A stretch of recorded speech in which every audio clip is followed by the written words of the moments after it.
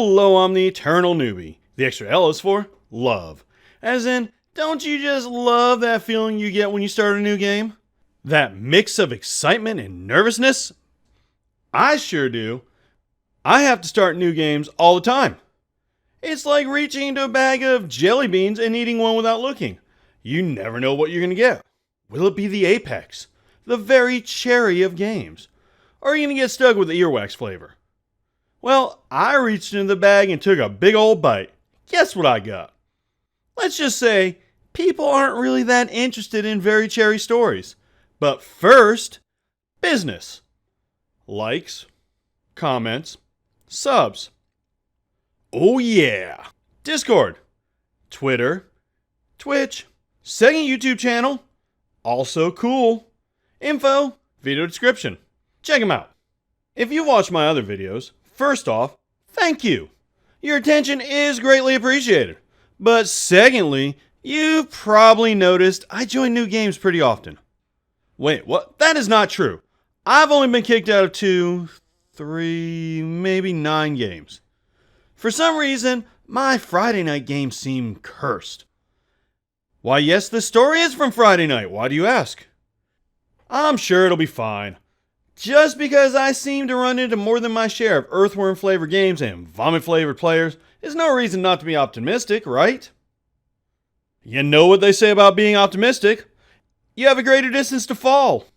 First, let's meet the stars of today's story. I present to you Genius 1 and Genius 2. The party consisted of a barbarian, a ranger, me playing a bard, a cleric who joined us later, and the aforementioned gruesome twosome, a warlock and a monk. It started out simply enough, in a town during a festival, and for now it's just me, the barbarian, and the monk, doing normal D&D festival things, like, I don't know, ring toss, pin the tail on the beholder, stuff like that. All in all, a good beginning. At this point, I had high hopes for this game. The setting was good, the DM seemed cool, and the monk was still acting normal. Yep, smooth sailing ahead. All of a sudden, skeletal hands start reaching out of the ground and dragging people down. You know, just your typical D&D festival stuff. After some shenanigans, we make our way to a spooky bell tower to discover why this is happening. You see, long ago a lich attacked this place, and has been held in check by the magic placed on said bell tower. The town council is offering us 200 gold each to investigate. That's a lot of gold for some level 1s. You heard me right. 3 level 1s going to investigate a lich. You know, typical D&D stuff. Wait a second. We never did get paid. I would totally write a strongly worded letter to complain, but seeing as how the lich killed the council and, destroyed the world, I'm not really sure who to complain to. I'll just hold on to it until I get an address. Up until this time, everything was cool. I thought this could have been a really good game with some cool peeps. I know. I never learn. Like Mom always said, learning is for squares. My first clue that things were going to go bad was when Genius 1, the monk, who I'll call Meanius from now on, so we don't get him confused with Genius 2 who has yet to enter the game. Get it? Meanius, monk, genius. Well, he kept complaining about getting hit in battle. Like every single time an enemy touched him, he complained about it to the DM. I figured he was new, so I didn't think much of it. As a matter of fact, minutes later when Genius 2 the Warlock, aka Weenius, showed us all he was not to be outdone, I forgot all about it. Until it happened in the next battle. And then in every single battle after that. Okay, looking back, this whole thing might be my fault. I joked about destroying the bell tower. You know, the same bell tower that has been protecting the town from the lich for centuries. The warlock, who apparently doesn't understand sarcasm, proceeded to actually destroy the bell tower.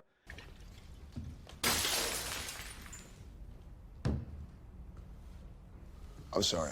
That's why we don't have nice things, Sam. He Eldritch blasted the bell, which fell, almost landing on the barbarian and splatting him. I'm not sure if I said it or not, but this bell tower is the only thing standing between the lich and the town. And Weenius, who has been with us all of 5 minutes at this moment, just destroyed it. Oopsies. I think this offended Meanius. Like, How dare you try to outstupid me? So he decided to show Weenius who the real genius was. Meenius has a problem though. The Warlock has marked his territory. This is his house, or at least it was before he destroyed it. How do you top destroying something so important? Why, with PvP, of course.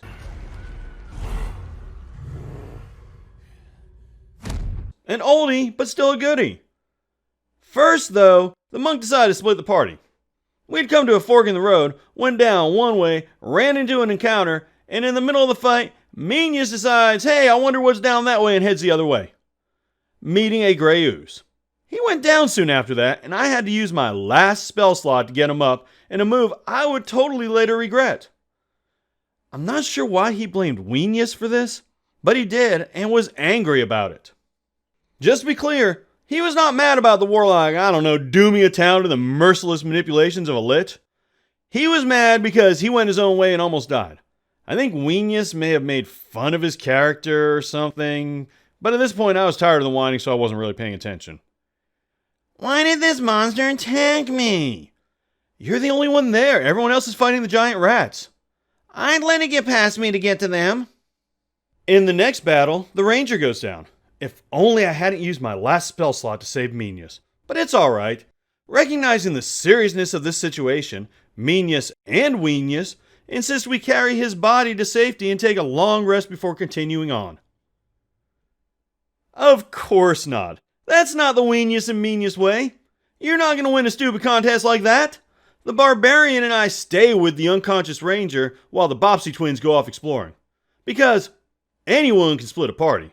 But it takes a special kind of player to split the party when a member is down, and we got two of them. Eventually, they find a puzzle. They actually figure it out and get a pendant, which they never tell the rest of us about.